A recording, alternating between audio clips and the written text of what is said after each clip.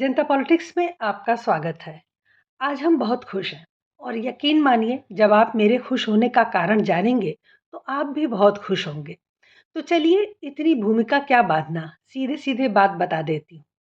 आज हम लोकतंत्र के मस्जिद यानी संसद भवन में असदुद्दीन ओवैसी के शपथ ग्रहण की बेमिसाल अदा पर खुश हैं। क्या जबरदस्त जीवट वाला इंसान है भाई, मानना पड़ेगा। बंदा बिंदास है।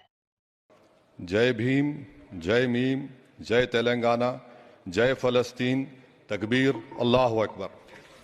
शुरू में तो इस वीडियो को देखकर हम भी भड़क गए थे, कुछ उल्टा सीधा लिख भी दिया था ट्विटर पर। लेकिन फिर जल्दी ही अपनी गलती का एहसास हो गया और मुझे लगा बेवजह एक ईमानदार और मजहबी आदमी को बदनाम क्यों करना। आपने देखा ना कैसे प्रोटेम स्पीकर ने ओवैसी को लोकसभा के सदस्य के रूप में शपथ लेने के लिए बुलाया। ओवैसी आए और बिस्मिल्लाह पढ़कर शपथ ग्रहण करना शुरू किया। फिर जाते जाते जय भीम, जय तेलंगाना और जय फिलिस्तीन का नारा लगा दिया। इतना ही नहीं, ओवैसी ने अल्लाह अकबर का नारा भी लगाया। अल्लाह अकबर समझते हैं ना आप? अल्लाह सबसे महान है। अब सोचिए, संसद में उस समय 542 सांसद मौजूद थे, पक्ष के भी और विपक्ष के भी। लेकिन उन्होंने एक स्पेशल किस्म का तेल लगाया था अपने शरीर पर। आपके लिए मैंने डिस्क्रिप्शन बॉक्स में अमेज़न का एक लिंक दिया है। वहाँ से आप स्वयं भी चाहें तो वो अद्भुत तेल खरीद सकते हैं, जिसे लगाने के बाद कितना भी आपको कोई जलील करे, वो सारी ज़लालत फिसल जाएगी। आप बिल्कुल चिकना घड़ा बन जाएंगे। आज इसी तेल का इस्तेमाल हमारे गणमान्य सांसदों ने किया था। ओवैसी द्वारा जय फिलिस्तीन कहने पर लोकसभा के सभापति, प्रोटेम स्पीकर, संसदीय कार्य मंत्री, तमाम कैबिनेट मंत्री, विभिन्न दलों के सांसद और लोकसभा सचिवालय के अधिकारियों को कोई समस्या नहीं हुई। सब चुपचाप उसी मुद्रा में बैठे रहे जैसे कि ओवैसी ने भारत माता की जय कहा हो। ऐसे में मेरे जैसे छोटे मोटे लोग आपत्ति दर्ज करा के हो हल्ला मचाएं तो ये मूर्खता से ज्यादा कुछ नहीं है। हम सब क्या चुने हुए महान सांसदों और बड़े बड़े संवैधानिक पदों पर बैठे हुए गणमान्य विभूतियों से ज्यादा समझदार हैं कि ओवैसी को भला बुरा कहें? खुद ही सोचिए, अगर ओवैसी ने कुछ गलत कहा होता तो संविधान के रक्षक पदों पर बैठे हुए लोगों को सबसे पहले दिक्कत होती। वो मौन है तो सीधा मतलब है कि ओवैसी ने जो कुछ भी कहा वो सर्वथा उचित था। संसद में उसका सभी उपस्थित लोगों ने अनकहा स्वागत किया है। अब हर बात मुंह से कही जाए यह जरूरी तो नहीं है। और फिर ओवैसी तो खुद ही बैरिस्टर हैं, उन्हें संविधान की ज्यादा जानकारी होगी। उन्होंने सोच समझ कर ही बोला होगा। ऐसे थोड़े ना फिलिस्तीन की जय जयकार करने लगेंगे। चिंता बस ये है कि जय फिलिस्तीन कल जय चीन या जय पाकिस्तान बन जाए तो क्या होगा। तो क्या होगा, कोई आसमान तो फटने ही पड़ेगा। जैसे फिलिस्तीन वैसे ही पाकिस्तान। अब जब एक बार परंपरा हो गई सदन में दूसरे देश की जय बोलने की, तो मामला यही थोड़े ना रुकेगा और रुकना भी नहीं चाहिए। हम सेकुलर देश हैं भाई, तो हमें ऐसी मिसाल प्रस्तुत करनी चाहिए। आखिर पूरे विश्व में अभिव्यक्ति की आज़ादी के सबसे बड़े ठेकेदार तो हम ही हैं ना। वरना क्या मजाल कि आप अमेरिका से लेके सऊदी अरब तक की संसद में जय फिलिस्तीन कह दें, तुरंत घुटने के बल झुकाकर आपकी पीठ पर चढ़ जाएंगे सुरक्षा गार्ड और फिर 20 साल आराम से जेल में चक्की पीसेंगे आप। लेकिन हमारी बात अलग है। हम तो वसुधैव कुटुंबकम की भावना रखते हैं और संसद तो खाला का घर है।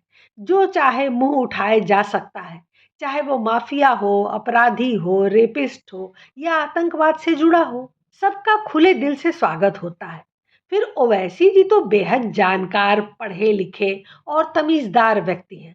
उनका विरोध करने का साहस भला कौन कर सकता है। वैसे तो संविधान के अनुच्छेद 102 के खंड 1 का सेक्शन डी कहता है कि अगर कोई सदस्य किसी विदेशी राष्ट्र के प्रति निष्ठा जताता है तो उसकी सदस्यता रद्द हो जाएगी। लेकिन अपने आप नहीं होगी, लोकसभा सचिवालय के अधिकारियों को एक्शन लेना पड़ेगा, तब होगी। अपने आप कुछ नहीं होता दुनिया में। और इन सब फिजूल की बातों पर ध्यान देने के लिए किसके पास समय है? संसद में बैठने का लुत्फ उठाएं या किसने क्या नारा दिया इस पर ध्यान दें। बड़ी बात यह नहीं कि असदुद्दीन ओवैसी ने लोकसभा में जय फिलिस्तीन का नारा लगा दिया। बड़ी बात यह है कि पीठासीन राधा मोहन सिंह ने उन्हें टोका तक नहीं, न ही सांसदों ने हंगामा किया। अब अज्ञानी लोग उठापटक मचा रहे हैं कि ऐसे तो अराजकता आ जाएगी, लोग कल को पाकिस्तान, चीन और तुर्की के नाम से शपथ लेने लगेंगे, भारतीय लोकतंत्र की परंपरा मजाक बनकर रह जाएगी, नए लोकसभा अध्यक्ष को कार्रवाई करनी चाहिए, ओवैसी का शपथ रद्द करके उसे दोबारा शपथ दिलाई जानी चाहिए। ये लोग खाते हैं भारत का, गाते हैं पाकिस्तान और फिलिस्तीन का। ये भारत की संसद है या किसी इस्लामिक देश की? जय फिलिस्तीन करना है तो फिलिस्तीन जाओ, वहां इजराइल तुमसे जय फिलिस्तीन करा देगा। अब ये सब बकवास की बातें हैं। और जनता की तो छोड़िए, भाजपा के कुछ गौरव भाटिया टाइप के नेता भी इसी तरह की बकवास कर रहे हैं ट्विटर पर। ये जरा भूल गए कि ये खुद एक वकील हैं।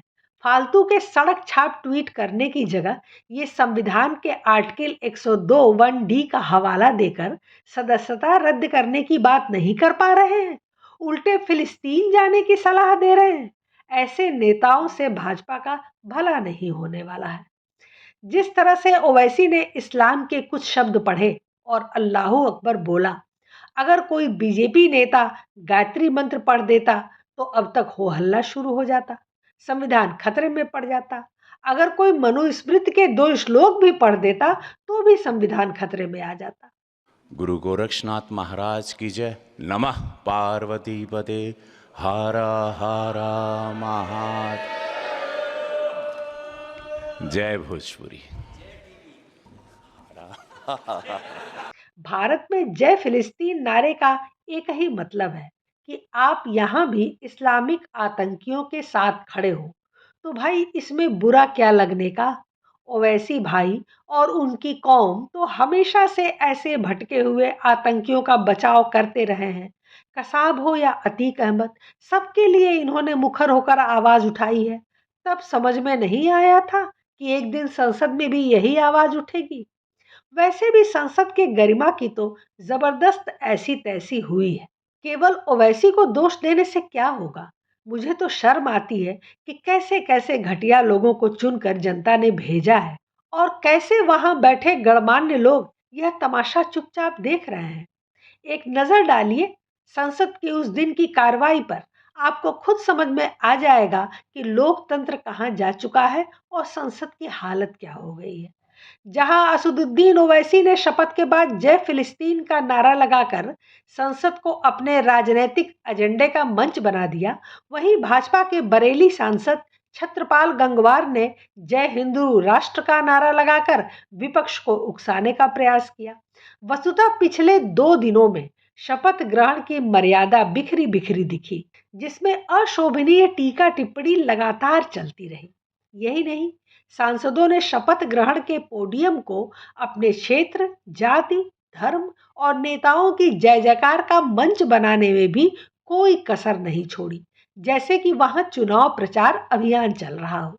जय अखिलेश, जय इंडिया गठबंधन, जय समाजवाद, माननीय अखिलेश यादव जी जिंदाबाद। जय भीम, अखिलेश यादव जिंदाबाद।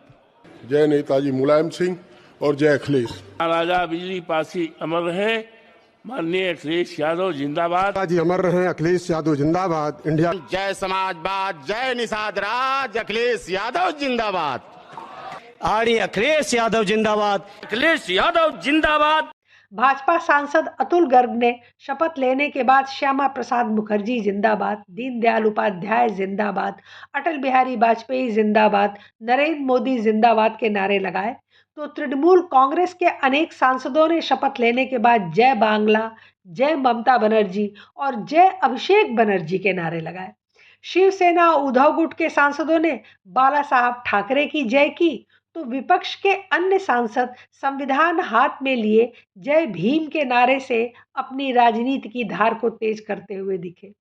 पूर्णिया के निर्दलीय सांसद पप्पू यादव ने शपथ ग्रहण के दौरान ही बिहार को विशेष राज्य का दर्जा दिए जाने की मांग उठा डाली। संभवतः सभी ने ऐसे दृश्य भी संसद के इतिहास में पहली बार देखे होंगे। जब प्रधानमंत्री नरेंद्र मोदी शपथ लेने आए तो राहुल गांधी सहित विपक्ष के नेताओं ने लगातार संविधान की प्रतिक्रिया स्वरूप लहराई। एक चुने हुए प्रधानमंत्री को शपथ के समय संविधान की प्रतियां दिखाने का क्या मतलब है? इसी को हमारे यूपी में लवंडपन और छिछोरापन कहते हैं। हद तो तब हो गई जब मेरठ सांसद अरुण गोविल की शपथ के दौरान राम मंदिर मुद्दे के विफल होने और अयोध्या की हार को याद दिलाने के लिए विपक्ष ने अयोध्या से जीते सपा सांसद अवधेश प्रसाद की जय जयकार शुरू कर दी। सोचिए, एक मामूली सांसद की जय जयकार का यह क्या मतलब था? इन बातों से आपको भारत में विपक्षी दलों का स्तर समझ में आ रहा होगा। ये अधजल गगरी छलकत जाए वाली स्थिति में है। इसे हमारे यहाँ यूपी में लुहड़ई कहते हैं। बस सीटी बजाना बाकी था, वो भी कर दिए होते तो कोटा पूरा हो जाता। फिलहाल अगर ऐसे अनुशासन से देश चलाना है तो मुझे लगता है भाजपा को विपक्ष में ही बैठ जाना चाहिए था। अगर वो ऐसे दुस्साहस करने वाले सांसदों के खिलाफ कार्रवाई नहीं कर सकते, अगर संसद में जय फिलिस्तीन बोलने पर भी कार्रवाई का साहस नहीं है उनमें, तो विपक्ष के साथ इन्हें भी अपना बोरिया बिस्तर बांध लेना चाहिए। इनका समय भी पूरा हो चुका है। बेवजह देश का समय व्यर्थ न करें और इस ढंग की अराजकता को बढ़ावा न दें। भाजपा लचर हो गई है, लेकिन इस हद तक कि सही और गलत के बीच में अंतर करना भी भूल जाए। प्रधानमंत्री और अन्य कैबिनेट मंत्रियों के समक्ष लोकतंत्र का मखौल उड़ता रहे और ये तमाशबीन बने रहे।